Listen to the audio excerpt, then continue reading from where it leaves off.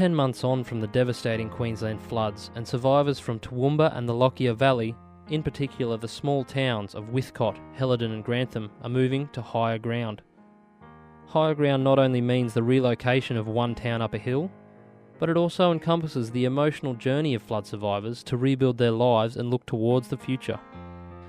The December 2010 to January 2011 floods saw 3/4 of the state declared a disaster zone.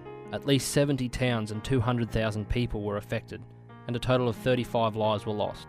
19 of those were from the Lockyer Valley, where 3 people are still missing and presumed dead. Denny Brain and Michelle Ledbetter, from the Community Recovery Referral and Information Centre, otherwise known as CRIC, spoke about the way people are moving forward and getting on with their day-to-day lives.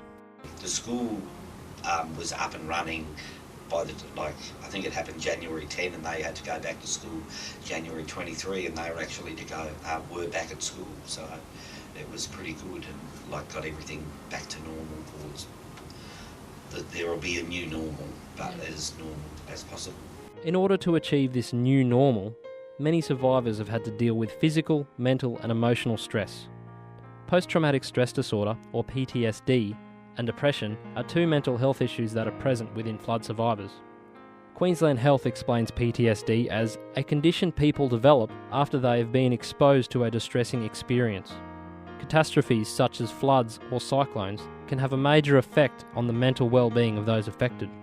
Councillor Tanya Milligan, who is part of the council-run Human and Social Recovery Committee, spoke about how everyone's experience is different, and mental health issues can be a direct correlation of the trauma suffered. If you look at other case studies from other communities that have gone through a disaster, if you looked at the Victorian fires, some of them will never return to where they were, depending, I suppose, on what you've seen, what you've experienced, what your loss has been.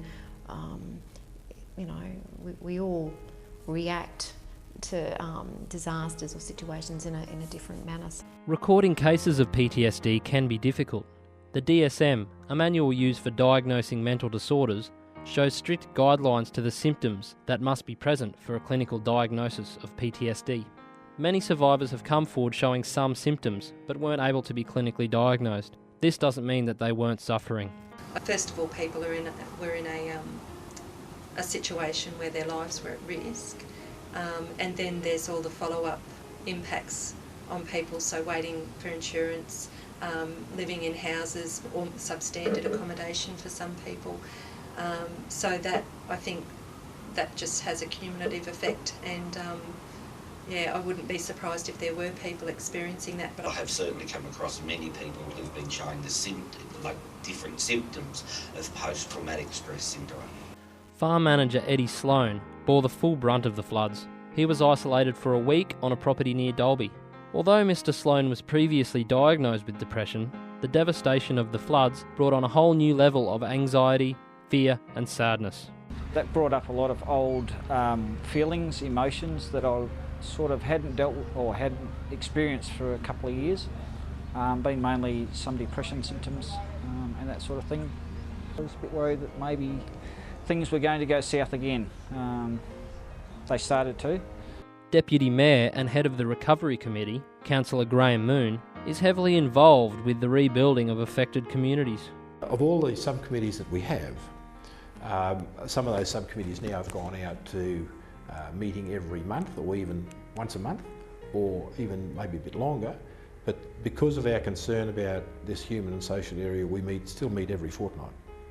So it is an area that we are concerned about.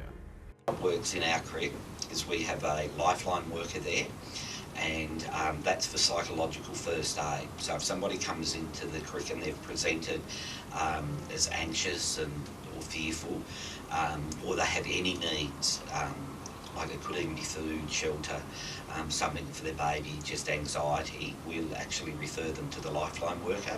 Lifeline have their own specialist counsellor in the valley. Most of the funding for these programs comes from the National Disaster Relief and Recovery Arrangements and the Queensland Reconstruction Authority. Councillor Milligan says it's hard to tell if the funding will be enough in the long run. How long's a piece of string? How do you measure the capacity? So it's a hard one. It's a hard one to measure.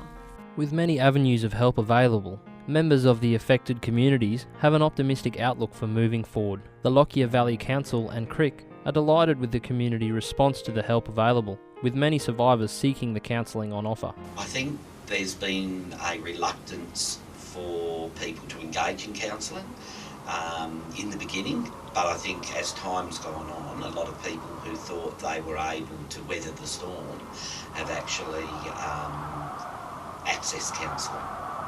One mental health initiative that was organised by the council was the Wellbeing Expo held on October the 15th. The expo was a vessel for positive thinking, healthy lifestyle choices and community spirit. It was an initiative out of the Human Social, and with the aim specifically not to be disaster related. We wanted anyone from the community to be able to just turn up and to be able to take something home with them, something positive. Like many others, Councillor Milligan is inspired by the optimistic outlook and positive feeling around the community.